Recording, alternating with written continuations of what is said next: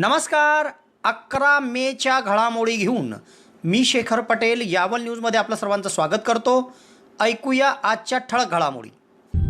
आता शेतकऱ्यांसाठी ऊस, डाळिंब, द्राक्ष शेतीला उत्तम पर्याय. सीताफळ उत्पादन. मधुबन फार्म व नर्सरीच्या सीताफळाच्या 42 विविध जातीच्या डेमो प्लांट व रोप उपलब्ध. राजनंदिनी फार्म अँड नर्सरी, मुक्काम पोस्ट वानेवाडी, तालुका बार्शी, जिल्हा सोलापूर, महाराष्ट्र. संपर्क क्रमांक आनंद यादव 85 51 80 12 12 73 50 02 03 02. आज 11 मे मंगळवार रोजी सायंकाळपर्यंत यावल तालुक्यात कोरोनाचे नवीन 13 रुग्ण आढळले. रुग्णसंख्या वाढून 4085. यावल तालुक्यात मान्सूनपूर्व आपत्ती व्यवस्थापनाचे काम पूर्ण करा. जिल्हाधिकाऱ्यांच्या वेबिनारद्वारे घेण्यात आलेल्या बैठकीत सूचना. मुस्लिम बांधवांनी यावर्षी देखील रमजान ईदची नमाज घरातच अदा करावी. पोलीस निरीक्षक सुधीर पाटील यांचे आवाहन. यावलला लस घेण्यासाठी होणारी गर्दी ठरू शकते कोरोनास आमंत्रण देणारी. लस केवळ 260, गर्दी 500हून अधिक. बुधवारकरिता केवळ 42 डोस शिल्लक. राजोरा येथे अवैध दारू विक्रीचा व्यवसाय फोफावला. संबंधितांवर कारवाई करण्याकरिता यावल पोलिसांकडे निवेदनाद्वारे मागणी. तालुक्यातील पत्रकार व वृत्तपत्र एजंटसाठी लसीकरण शिबिर आयोजित करण्याची महेश वाणी यांची मागणी. महिला अधिकाऱ्यांनी पुढाकार घेत आदिवासी पाड्यावर गरजूंना केले जीवनावश्यक साहित्याचे वितरण. महाविद्यालयीन विद्यार्थ्यांना परीक्षा फॉर्म भरण्यासाठी बुधवारची शेवटची संधी. विद्यापीठाच्या संकेतस्थळावर ऑनलाईन फॉर्म भरणे आवश्यक. यावल शहरातील शेख अरफात मोहम्मद शाहिद या 6 वर्षीय बालकाचा रोजा. तर कोरोना प्रतिबंधक लसीकरण संदर्भातील समज गैरसमजबाबत तालुका प्रभारी वैद्यकीय अधिकारी डॉक्टर मनीषा महाजन यांचे मार्गदर्शन. यावल शहरात रुग्णांच्या सेवेत प्रथमच भक्ती डिजिटल एक्सरे सेंटर सुरू. आता डिजिटल एक्सरेसाठी जळगाव भुसावळ जाण्याची गरज नाही. यावल शहरातच डिजिटल एक्सरे सुविधा उपलब्ध. यामध्ये रुग्णांची कंबरदुखी, खोकला, मानदुखी, निमोनिया, गुडघेदुखी, टीबी, छाती व फुफ्फुसांच्या विकारासंदर्भात तपासणी खात्रीशीर केली जाईल व डिजिटल एक्सरेसह रिपोर्टिंगसुद्धा या ठिकाणी मिळेल. तेव्हा एक वेळ अवश्य भेट द्या. भक्ती डिजिटल एक्सरे सेंटर, आई हॉस्पिटलच्या शेजारी व श्री कलेक्शनच्या खाली, भुसावळ रोड, यावल. आता ऐकूया सविस्तर घडामोडी. आज 11 मे मंगळवार रोजी सायंकाळपर्यंत प्राप्त अहवालात यावल तालुक्यात कोरोनाचे नवीन 13 रुग्ण आढळले आहे. यामध्ये 5 रुग्ण यावल शहरातील आहेत. तेव्हा आतापर्यंत आढळून आलेल्या रुग्णांची संख्या वाढून 4085 झाली आहे. आज मंगळवारी जळगाव जिल्हा शासकीय वैद्यकीय महाविद्यालयाचे कोरोना रुग्णालय, यावल रुग्णालय, न्हावी रुग्णालय आणि ग्रामीण भागातील विविध प्राथमिक आरोग्य केंद्रात घेण्यात आलेल्या अँटीजेन रॅपिड टेस्टच्या प्राप्त अहवालानुसार दिवसभरात तालुक्यात कोरोनाचे 13 रुग्ण आढळले. यामध्ये यावल शहरातील पोलीस वसाहतीतील एक 24 वर्षीय महिला, भास्कर नगरामधील एक 62 वर्षीय वृद्ध, 32 वर्षीय तरुण, 30 वर्षीय महिला आणि एक 14 वर्षीय बालक असे 5 रुग्ण यावल शहरातील आहे. तर ग्रामीण भागात न्हावी येथे एक 38 वर्षीय इसम, 34 वर्षाची महिला आणि एक 39 वर्षीय इसम, बामनोद येथे 64 वर्षीय वृद्ध, चिंचोली येथे 68 वर्षीय महिला, 78 वर्षीय पुरुष, मोहराळे येथे 30 वर्षीय महिला आणि दहिगाव येथे एक 58 वर्षीय महिला असे 13 रुग्ण दिवसभरात यावल तालुक्यात आढळले. तेव्हा आतापर्यंत आढळलेल्या रुग्णात यावल शहरात 664, फैजपूर शहरात 704 तर ग्रामीण भागात 2717 असे यावल शहर, फैजपूर शहर आणि ग्रामीण भाग मिळून यावल तालुक्यात 4085 कोरोनाबाधित रुग्ण आढळले आहेत. तर यातील 3675 रुग्ण कोरोनामुक्त होऊन बरे होऊन घरी परतले आहेत. तर उपचारादरम्यान 112 जणांचा मृत्यू झाला आहे. आज रोजी ॲक्टिव्ह रुग्ण 298 आहेत. तालुक्यातील शहरी आणि ग्रामीण भागात आगामी पावसाळ्याच्या पार्श्वभूमीवर मान्सूनपूर्व नियोजन करणे आवश्यक आहे. गावातील गटारी, नागरी वस्ती लगत असलेल्या नदी नाल्यांना स्वच्छ करून पावसाचे पाणी नागरी वस्तीत शिरणार नाही यासाठीची दक्षता घ्यावी अशा सूचना जिल्हाधिकारी अभिजित राऊत यांनी केल्या. व्हिडिओ वेबिनारच्या माध्यमातून घेण्यात आलेल्या मान्सूनपूर्व आढावा बैठकीत ते बोलत होते. मंगळवारी सकाळी जिल्हाधिकारी अभिजित राऊत यांनी व्हिडिओ वेबिनारच्या माध्यमातून मान्सूनपूर्व आढावा बैठक घेतली. या बैठकीमध्ये गटविकास अधिकारी, तहसीलदार, नगरपालिकेचे मुख्याधिकारी, विद्युत वितरण कंपनीचे अधिकारी आणि आरोग्य विभागाचे अधिकारी उपस्थित होते. यावेळी जिल्हाधिकारी अभिजित राऊत यांनी संवाद साधताना सांगितले की शहरी आणि ग्रामीण भागात गावालगत असलेले नदी नाल्यांना स्वच्छ करून मान्सूनपूर्व नियोजन करावे, तसेच गटारी स्वच्छ करून पावसाच्या पाण्याचा योग्य निचरा झाला पाहिजे अशा सूचना त्यांनी केल्या. पावसाचे पाणी नागरी वस्तीत शिरून कुठे काही नुकसान होणार नाही यासाठी दक्षता घ्यावी अशा सूचना त्यांनी केल्या आहेत. तसेच विद्युत वितरण कंपनीला देखील त्यांनी सूचना करताना सांगितले आहे की पावसाळापूर्वी विद्युत वाहनांना लगत असलेले वृक्ष, झाड तसेच नादुरुस्त खांब यांची तात्काळ दुरुस्ती करावी, जेणेकरून कुठे काही दुर्घटना घडणार नाही. त्याचप्रमाणे ग्रामपंचायती स्तरावरील पाण्याचे नमुने तपासणीसाठी पाठवण्याच्या सूचना त्यांनी केल्या. या ऑनलाईन व्हिडिओ वेबिनारमध्ये तहसीलदार महेश पवार, गटविकास अधिकारी डॉक्टर निलेश पाटील, मुख्याधिकारी बबन तळवी सह विद्युत वितरण कंपनीचे आणि आरोग्य विभागाचे अधिकारी कर्मचारी सहभागी होते.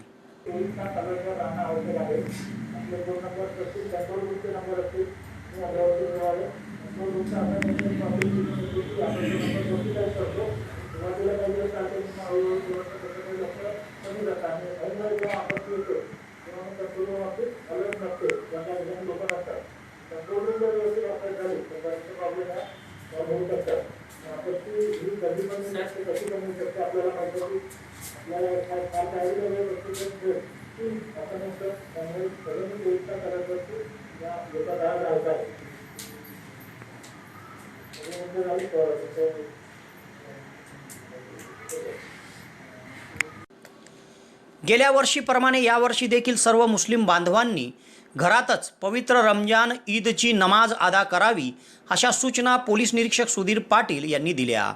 आगामी रमजान ईद निमित्त व कोरोना विषाणूच्या पार्श्वभूमीवर शहर व परिसरातील मुस्लिम समाज बांधवांच्या घेण्यात आलेल्या बैठकीत ते बोलत होते. मुस्लिम समाज बांधवांची पवित्र रमजान ईद ही शुक्रवारी दिनांक 14 मे रोजी आहे. त्यातच कोरोना विषाणूचा वाढता प्रादुर्भाव लक्षात घेता राज्य शासनाकडून 15 मेपर्यंत लॉकडाऊन जाहीर असल्यामुळे सर्व मुस्लिम समाज बांधवांनी यंदा देखील गेल्या वर्षीप्रमाणेच प्रशासनाच्या सूचनांचे पालन करावे यासाठी एक बैठक पोलीस निरीक्षक सुधीर पाटील यांनी पोलीस ठाण्यात बोलावली होती. या बैठकीमध्ये उपस्थित सर्व मौलवी आणि मुस्लिम समाज बांधवांना त्यांनी आवाहन केले की गेल्या वर्षीप्रमाणे यावर्षी देखील सर्व मुस्लिम समाज बांधवांनी प्रशासनाला सहकार्य करीत कोरोना विषाणूचा प्रादुर्भाव वाढणार नाही या दृष्टिकोनातून घरातच पवित्र रमजान ईदची नमाज अदा करावी असे आवाहन केले. या बैठकीमध्ये हाजी शब्बीर खान, मोहम्मद खान, अब्दुल करीम मनियार, शेख अयूब, शेख गुलाम रसूल, मोहम्मद तायर शेख चांद, हाजी शेख इब्राहिम शेख चांद, अयूब खान, इकबाल खान, नसीर खान, हाजी गफ्फार शाह आदींची उपस्थिती होती. या बैठकीच्या यशस्वीतेसाठी सुशील घुगे, राजेश वाडे आदींनी परिश्रम घेतले. येथील ग्रामीण रुग्णालयात मंगळवारी कोविशिल्ड लसचे 260 डोस प्राप्त झाले होते, तर डोस घेण्याकरिता तब्बल 500हून अधिक जणांची येथे गर्दी झाली होती. यात टोकन वाटप करण्यात आले असले तरी लसबद्दल विचारणा करण्याकरिता दिवसभर नागरिकांची ये-जा सुरू होती, तर लस घेण्यासाठी झालेली गर्दी कोरोनास आमंत्रण देणारी ठरू शकते. तेव्हा मंगळवारी 218 जणांना डोस देण्यात आला, तर बुधवारकरिता येथे केवळ 42 डोस शिल्लक आहेत. येथील ग्रामीण रुग्णालयामध्ये मंगळवारी कोरोना प्रतिबंधक लसीकरण करण्यात आले. येथे कोविशिल्ड लसचे 260 डोस प्राप्त झाले होते. डोस घेण्याकरिता 500हून अधिक जणांनी गर्दी केली होती. यात अनेक जण कोवॅक्सिनच्या डोसबाबत विचारणा करताना दिसले. डोस घेण्यासाठी आलेल्या सर्वांना रुग्णालयातून टोकन वितरण करून जुन्या तहसील कार्यालयामध्ये लसीकरण करण्यात आले. मात्र अपूर्ण अवस्थेत आलेल्या डोसमुळे नागरिकांना पुरता मनस्ताप सहन करावा लागला. यातच लस न घेता निराश होऊन उन्हात त्यांना घरी परतावं लागलं. तर डोस घेण्यासाठी येथे प्रचंड झालेली गर्दी कोरोना विषाणूचा धोका निर्माण करू शकते अशी शक्यता वर्तवली जात आहे. तेव्हा प्रशासनाकडून आता जास्त संख्येत येथे लस उपलब्ध झाली पाहिजे, जेणेकरून रुग्णालयात लसीकरण सुरळीत चालेल, कारण लसीचा तुटवडा निर्माण झाल्यामुळे लस घेण्याकरता येणारी प्रत्येक व्यक्ती येथील कर्मचाऱ्यांशी हुज्जत घालते व कर्मचाऱ्यांना कारण नसताना मनस्ताप सहन करावा लागतो. वारंवार अपूर्ण प्रमाणात येणाऱ्या लसीमुळे येथे आलेल्या 100% लोकांना लस मिळत नाही. मंगळवारी येथे 260 पैकी 218 जणांना लस देण्यात आली व बुधवारसाठी केवळ 42 डोस शिल्लक असून तितकेच लसीकरण होईल. तेव्हा बुधवारी जर सकाळच्या सत्रात जिल्हा स्तरावरून डोस प्राप्त झाले तर इतर जणांना देखील लस देणे शक्य होणार आहे. येथे लसीकरणकरिता वैद्यकीय अधिकारी डॉक्टर बी बारेला यांच्या मार्गदर्शनाखाली अधिपरिचारिका नेपाली भोळे, आरोग्यसेविका वैशाली बैरागी, पूनम सोनवणे, संगीता गावित, शकील तळवी, कांचन चौधरी, पियुष भंगाळे, स्नेहल नेहलकर आदींनी परिश्रम घेतले. या ठिकाणी गर्दीवर नियंत्रण ठेवण्याकरिता महिला होमगार्ड अर्चना कोळी, प्रज्ञा खर्चे आदींनी काम पाहिले.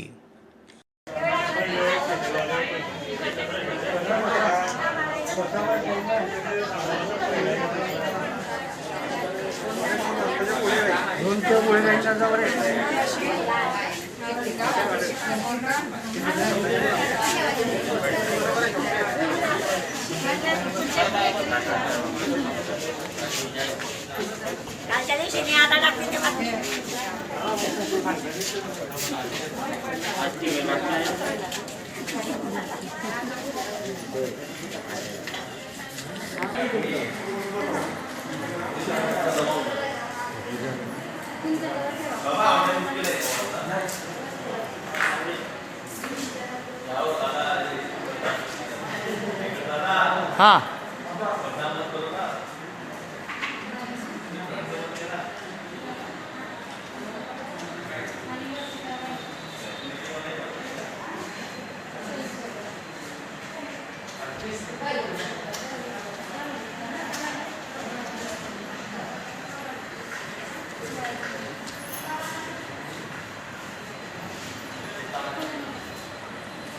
तालुक्यातील राजोरा येथे सुरू असलेल्या अवैध दारू विक्री बंद करण्याकरिताचे निवेदन येथील पोलीस ठाण्यात मंगळवारी देण्यात आले. गावात सुरू असलेला हा दारूचा व्यवसाय पोलिसांनी तात्काळ बंद करावा अशी मागणी निवेदनाद्वारे करण्यात आली आहे. राजोरा तालुका यावल येथील अमोल सुभाष राजपूत, घनश्याम कोळी यांनी मंगळवारी पोलीस निरीक्षक सुधीर पाटील यांची भेट घेऊन त्यांना एक निवेदन दिले. यात त्यांनी म्हटलं आहे की गावात अवैध दारू विक्री होत आहे, तेव्हा येथे दारू पिण्यासाठी गावासह निमगाव, टेंभी, सांगवी, बोरावल येथून दारुडे येतात व दारू पिऊन ते धिंगाणा घालत असतात. तसेच या गावात येणाऱ्या लोकांमुळे कोरोना विषाणूचा प्रादुर्भाव वाढण्याची देखील शक्यता आहे, तेव्हा संबंधितांवर कारवाई करावी अशी त्यांची मागणी आहे. दारू विक्री बंद करण्याबाबत मी मामे अमोल सुभाष पाटील विनंती करून अर्ज करतो की वाढता कोरोनामध्ये गावातील दारू विक्री कायमस्वरूपी बंद करण्यात राजोरा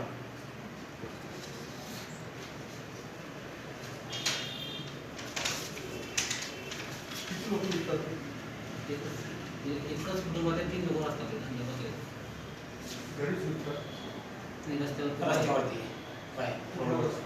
PWDच्या जागेत राजाला जो प्रवेश करतो तिथं एक धोका केला त्यांनी.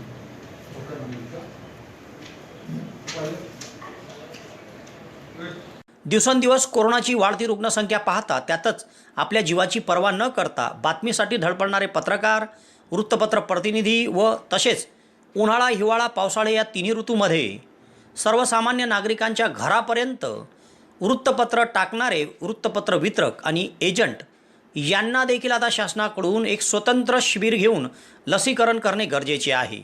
या सर्व ग्रामीण भागातील वृत्तपत्र विक्रेता, पत्रकार आणि वितरक यांना लस देण्यासाठी एक स्वतंत्र दिवस आणि एक स्वतंत्र शिबिर आयोजित करून त्यांना लस दिली जावी अशी मागणी मुख्य वृत्तपत्र विक्रेते महेश वाणी यांनी केली आहे.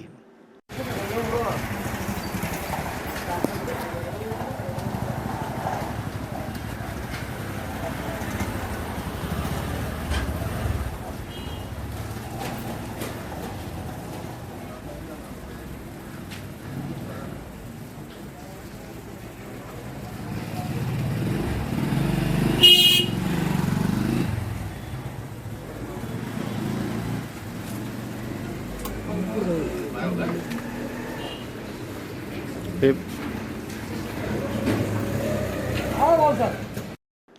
कोरोना विषाणूच्या पार्श्वभूमीवर गोरगरीब व गरजूंना मदत करण्याकरिता तालुक्यातील रहिवासी तथा मुंबई येथे विधी अधिकारी असलेल्या महिला व कोरोना काळात आरोग्य सेवा देणाऱ्या एका डॉक्टर महिलेने पुढाकार घेऊन आदिवासी पाड्यांवर जाऊन 20 कुटुंबियांना जीवनावश्यक साहित्याचं वितरण केलं व समाजापुढे आदर्श ठेवला. कोरोनाच्या लॉकडाऊनमध्ये अनेकांचा रोजगार हिरावला गेला आहे व अनेक कुटुंबियांसमोर उदरनिर्वाहाचा प्रश्न गंभीर झाला आहे. यात सातपुड्यातील आदिवासी कुटुंबियांना देखील मोठा फटका बसला आहे. सातपुड्याच्या कुशीत जीवन जगताना अनेक आदिवासी बांधवांना कामधंदा शोधण्यासाठी शहरात यावं लागतं. मात्र शहरात लॉकडाऊनमुळे अनेक उद्योग व्यवसाय बंद झाले, म्हणून ह्या आदिवासी कुटुंबाचा उदरनिर्वाह जेमतेम होत असतो. तेव्हा या आदिवासी बांधवांना त्यांच्या पाड्यावर जाऊन त्यांना मदत करण्याच्या उद्देशाने तालुक्यातील रहिवासी तथा मुंबई येथे महानगरपालिकेत विधी अधिकारी म्हणून कार्यरत असलेल्या ॲडव्होकेट तनुजा तळवी व सावखेडा सीम येथे वैद्यकीय अधिकारी म्हणून सेवा देत असलेल्या डॉक्टर नसीमा तळवी यांनी पुढाकार घेतला आणि मंगळवारी थेट आदिवासी पाडा लसूणबर्डी गाठलं आणि तेथे असलेल्या 20 कुटुंबियांना जीवनावश्यक साहित्य कुटुंबनिहाय सन्मानपूर्वक वितरण केलं. यात प्रामुख्याने किराणा सामानचे किट तयार करून या सर्व कुटुंबियांना देण्यात आले. तसेच डॉक्टर नसीमा तळवी यांनी आदिवासी पाड्यावरील कुटुंबातील सर्वच सदस्यांची आरोग्यसंदर्भात पाहणी करून त्यांना कोरोना विषाणू संदर्भात स्वतःचे संरक्षण कसं केलं पाहिजे याबाबत मार्गदर्शन केले. तसेच आरोग्यसंदर्भातील काही तक्रारी असल्यास त्यांनी तातडीने रुग्णालय गाठून डॉक्टरांकडून मोफत उपचार करून घ्यावे असा सल्ला देखील दिला. तेव्हा या दोघं महिलांनी राबवलेल्या उपक्रमाचं सर्वत्र कौतुक होत आहे. आगे आ माधव या पे आगे. अरे या ना इकडे कशाला बसता. या बोला भाऊ त्यांना या ना. नाव सांगायचं सगळ्यांनी. थांबायचं सर शूटिंग इकडे इकडे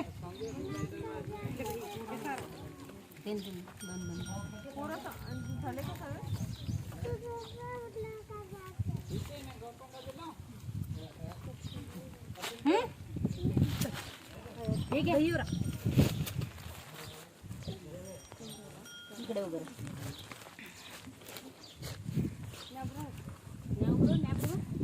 मेसेज होती नेवग्रू मेसेज आज होती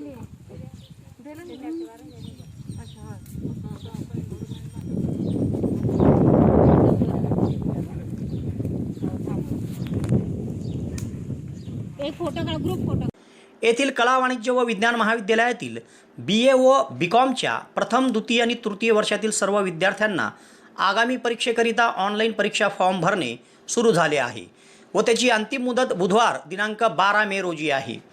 तेव्हा विद्यार्थ्यांनी ऑनलाईन परीक्षा फॉर्म हा आपल्या मोबाईल किंवा सायबर कॅफेवर जाऊन भरायचा आहे. त्यासाठी महाविद्यालयात येण्याची गरज नाही.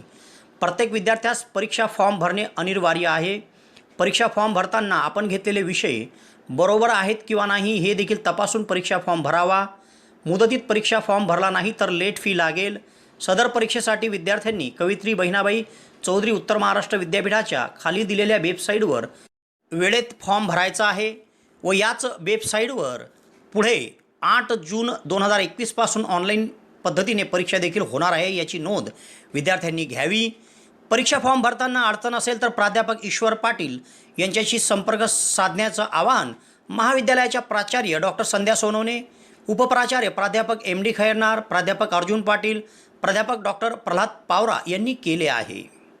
यावल शहरातील एका 6 वर्षीय बालकाने पवित्र रमजान महिन्याचा रोजा धरून तो कौतुकास पात्र ठरला आहे. शहरातील रहिवासी शेख अरफात मोहम्मद शाहिद या 6 वर्षाच्या बालकाने नुकताच पवित्र रमजान महिन्याचा रोजा ठेवला व सर्व पारंपरिक पद्धतीने नमाज अदा करून ईश्वराकडे अर्थात अल्लाहकडे प्रार्थना देखील केली.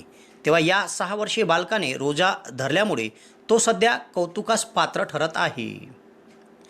कोरोना प्रतिबंधक लसीकरण संदर्भातील समज गैरसमजबाबत तालुका प्रभारी वैद्यकीय अधिकारी डॉक्टर मनीषा महाजन यांनी एक सोप्या भाषेत मार्गदर्शन केलं आहे. प्रत्येक जणांनी लस का घेतली पाहिजे, लस घेणे किती महत्त्वाचे आहे आणि लस संदर्भातील समज गैरसमज काय या संदर्भात डॉक्टर मनीषा महाजन यांनी सखोल असं मार्गदर्शन केलं आहे, ते आपण बघूया. नमस्कार मित्रमैत्रिणींनो, मी डॉक्टर मनीषा महाजन जळगाव जिल्ह्यातल्या यावल तालुक्यातून बोलते. मित्रांनो, मी तालुका वैद्यकीय अधिकारी म्हणून काम करते. त्यामुळे मला लसीकरण साठी सेशन क्रिएट करणे, लस वेळेवर उपलब्ध करून देणे, लसींच्या आधी अँटीजन टेस्टिंग करून घेणे आणि लसींच्या किती डोस झाले असे शासनाला वेळोवेळी रिपोर्टिंग करणे, अशी बरीचशी कामं शासकीय लेवलला चालू आहे. त्यामुळे थोडा वेळ कमी पडतोय. मित्रांनो, आजचा आपला विषय आहे की आपण लस जी घेतो आहोत ती कितपत योग्य आहे, सुरक्षित आहे आणि काही गैरसमज असतील तर ते आपण कसे दूर केले पाहिजे. तर सगळ्यात पहिला गोष्ट आहे की आपल्याकडे 2 लसी आहे, कोविशिल्ड आणि कोवॅक्सिन. कोविशिल्ड जी आहे ती चिंपांजीच्या ॲडिनो व्हायरसपासून तयार झालेली आहे आणि कोवॅक्सिन जी आहे ती इनॅक्टिव्हेटेड व्हायरस आहे त्याच्यामध्ये. कोविशिल्ड जी आहे ती सिरम इन्स्टिट्यूट ऑफ पुणेने तयार केलेली आहे आणि कोवॅक्सिन जी आहे ती भारत बायोटेक हैदराबादची कंपनी तिने तयार केलेली आहे. मित्रांनो, आजही ग्रामीण भागात बरेचसे गैरसमज आहेत. बऱ्याचशा लोकांना मी म्हणतो की तुम्ही लस घ्या, तर ते डायरेक्ट सरळ आम्हाला नाही म्हणतात. त्यामुळे मी सगळ्या ग्रामीण भागातल्या जनतेला विनंती करेल की त्यांनी लस घ्या. लस पूर्णपणे सुरक्षित आहे.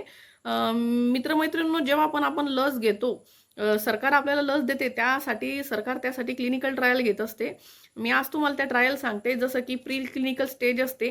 प्री क्लिनिकल स्टेजमध्ये ती जी लस असते ती लॅबमध्ये तयार करण्यात येते.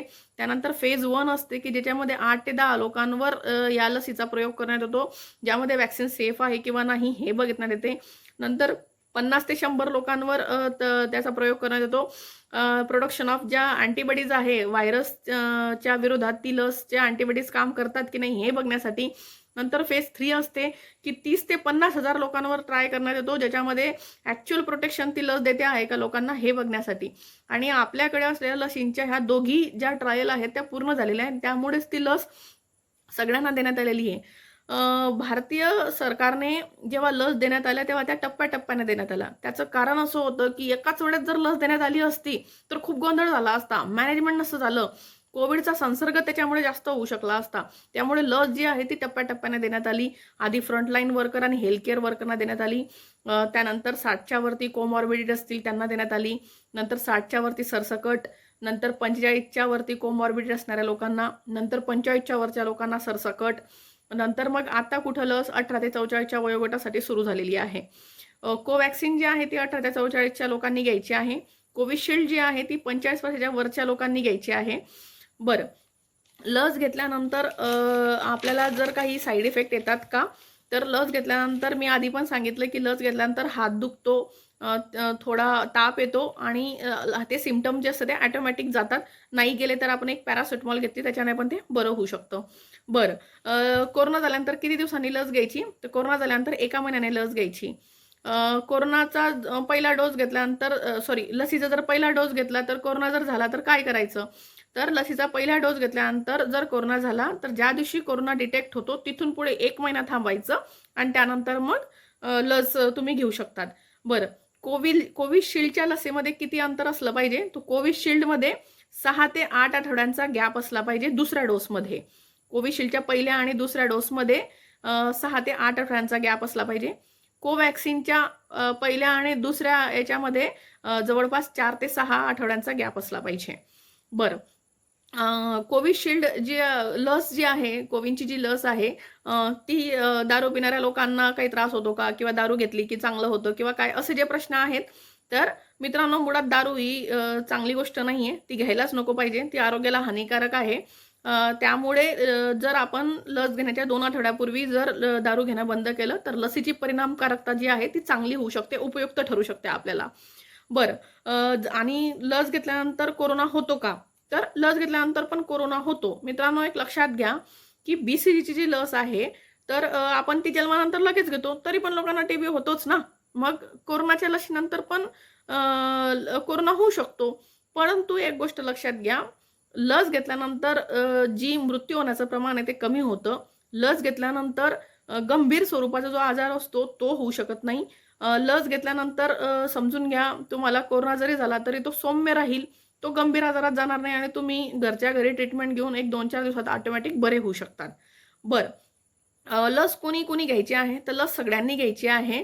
उलट ज्या लोकांना आता डायबिटीस असेल, हायपरटेन्शन असेल, हृदयरोग असेल, किडनी रोग असेल, अशा लोकांनी तर पहिले घ्यायची आहे.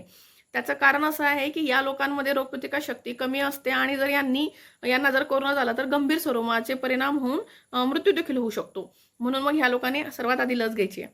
लस कुणी कुणी घ्यायची नाहीये तर स्तनदा माता, गर्भवती माता आणि लहान बालके यांच्यासाठी अजून लस उपलब्ध नाहीये. याच्या क्लिनिकल ट्रायल्स सुरू आहेत. त्यामुळे अजून लस घ्यायची नाहीये. बरं, तर मासिक पाळीचा आणि कोविडच्या लसीचा काही संबंध आहे का?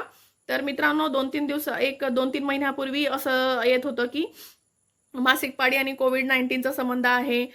लस घेण्याच्या 5 दिवस आधी मासिक पाळीचे 5 दिवस जर असतील तर डॉक्टरांना इन्फॉर्म करा. त्यामुळे तुमचं हिमोग्लोबिन कमी होऊ शकतं, ब्लिडिंग जास्त होऊ शकतो. असे बरेचसे गैरसमज आपल्याकडे पसरत होते. तर मित्रांनो असं काही नाहीये. लशीचा आणि मासिक पाळीचा काही संबंध नाहीये. मासिक पाळीचं जे ब्लिडिंग लस घेतल्यानंतर तुम्हाला ब्लिडिंग झालं तर त्या लसीकरणामुळेच झालं का? याच्यावर अजून आपले शोध चालू आहेत. त्यामुळे त्याचा डायरेक्ट संबंध आहे का असं कुठेही अजून निदर्शनास आढळून आलेलं नाहीये. त्यामुळे लस ही पूर्णपणे सुरक्षित आहे. सर्वात शेवटची गोष्ट, जे असे लोक आहेत ज्यांच्याकडे कोणत्याही प्रकारचं कार्ड नाहीये, जसं की आधार कार्ड नाही, पॅन कार्ड नाही, वोटर आयडी कार्ड नाही, पासबुक नाही, बँकेचं नाही किंवा पोस्टल नाही, पासपोर्ट नाही, वोटर आयडी कार्ड नाही, असे कोणतेही नसलेले जे लोक आहेत, जसे की साधू संत, तृतीयपंथी लोक, हॉस्पिटलमध्ये राहणारे, म्हणजे मेंटल हॉस्पिटलमध्ये ट्रीटमेंट घेणारे रुग्ण, नंतर जेलमध्ये भरपूर दिवसापासून असणारे आरोपी, भूकंप आणि सुनामीमध्ये असणारे, पुनर्वसन भागात असणारे लोक, त्यानंतर असे लोक की ज्यांच्याकडे, जे दुर्गम भागात राहतात, ज्यांच्याकडे कोणतेही सर्टिफिकेट नाही आहे, जन्माची नोंद नाही, अशा सगळ्या लोकांसाठी शासन लवकरच एक वेगळं सेशन क्रिएट करणार आहे, ज्यामध्ये या सगळ्या लोकांना लस देण्यात येणार आहे. त्यासाठी शासनाने एक ऑफिसर नेमलेले आहेत की ज्याचे नंबर्स सगळीकडे डिस्प्ले होतील. अशा लोकांकडे आपण जाऊन आपला मोबाईल नंबर आणि आपलं नाव द्यायचं आहे.